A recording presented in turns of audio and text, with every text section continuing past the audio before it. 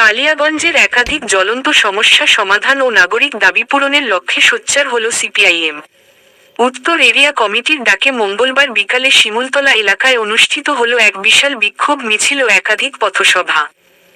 কালিয়াগঞ্জ পৌরসভার 10 নং ওয়ার্ডে অবস্থিত পিএইচই এর জরাজীর্ণ জলাধার ও ভেঙে পড়া পরিকাঠামো অবিলম্বে সংস্কার করতে হবে।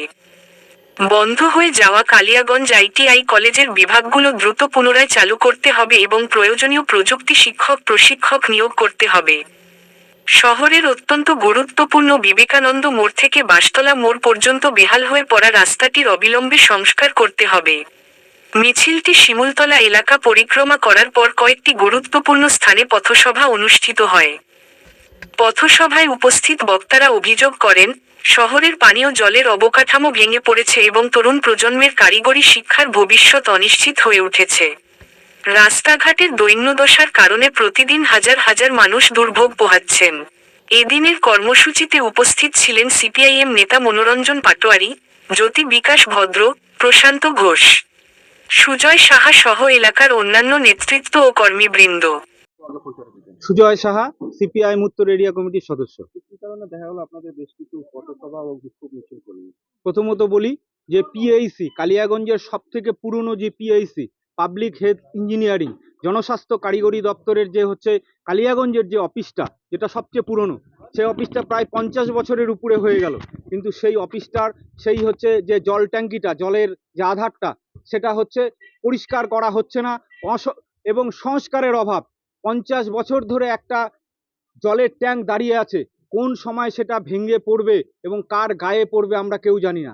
এবং জল ট্যাঙ্কির ভেতর থেকে বড় বড় বিষধর সাপ সেগুলো আশেপাশের বাড়িতে যাচ্ছে এবং জল থেকে প্রায়ই নোংরা আবর্জনা জল থেকে বেরোয়, নোংরা জল বের হয়, যেগুলো সাধারণ মানুষকে খেতে হয়। আমরা চাই খুব দ্রুত এই জল ট্যাঙ্কিটা সংস্কার করা হোক এবং যে ট্যাঙ্কিটা আছে এটাকে ডিস্ট্রয় করে এখানে নতুন একটা ট্যাঙ্কি করা হোক। সাথে সাথে আমাদের যে ITI college, industrial training institute, যেটা একসময় জেটিএস ছিল, এখন আইটিআই রূপান্তরিত হয়েছে, এটা একটা ভূতের বাসায় পরিণত হয়েছে। আগে এখানে যখন সম্মানীয় বন্ধন চ্যাটার্জি স্যারও ছিলেন, সেই সময় এখানে ফিটার, ইলেকট্রিক, কার্পেন্ট্রি এবং ওয়েল্ডিং, টার্নার বিভিন্ন এরকম কোর্স চলতো। এখন শুধু টিম করে ভোকেশনালটা আছে দেখে এই ইনস্টিটিউটটা চলছে। আর ফিটার এবং আর একটা ট্রেড, মানিক স্যার, সম্মানীয় মানিক স্যার সম্ভবত কন্ট্রাকচুয়াল হিসাবে উনি এটাকে চালাচ্ছেন। একটা শিক্ষক নেই, এইখানটায় জলা জঙ্গলে ভর্তি হয়ে আছে। আমরা চাই খুব তাড়াতাড়ি এই আইটিআই কলেজটাতে শিক্ষক নিয়োগ করা হোক এবং এই আইটিআই কলেজে একটা সময় প্রচুর ছাত্র আবাসিক হিসাবে থাকতো এবং বিভিন্ন জেলা থেকে তারা আসতো। এই আইটিআই কলেজটা পলিটেকনিক কলেজে উন্নীত করা হোক এবং বিবেকানন্দ মোড় থেকে এবং বাসতলা মোড় পর্যন্ত যে রাস্তাটার একটা দুর্বিষহ অবস্থা, এইখান দিয়েই মানুষ হচ্ছে হাসপাতালে যায়, সেই রাস্তাটা সংস্কার করা হোক। এটাই আজকে আমাদের দাবি।